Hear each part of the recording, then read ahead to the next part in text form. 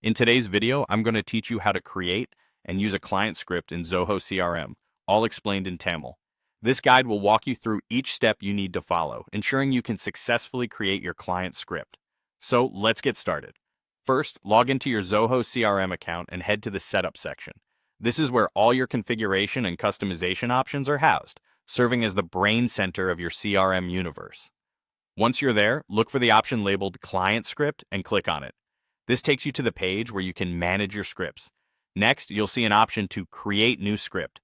Click on this to begin crafting your custom functionalities. The wonderful part about client scripts is they allow you to automate tasks, validate data, and enhance the overall user experience by adding custom logic to your pages.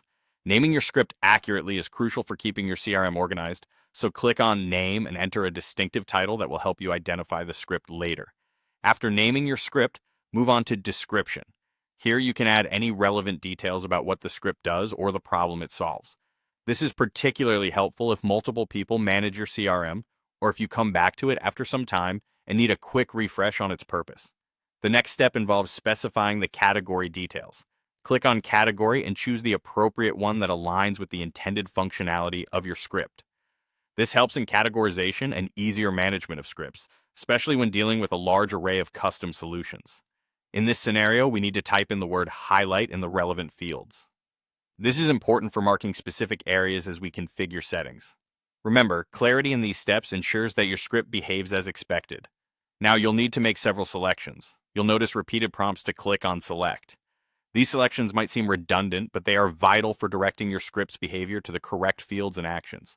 Take your time to carefully make each choice, as this ensures the script adheres accurately to your intended setup. After you've configured these initial settings, proceed by clicking on Event Details. From here, you'll set the event type, which dictates the trigger causing your script to execute. Once again, click Select to solidify your choice.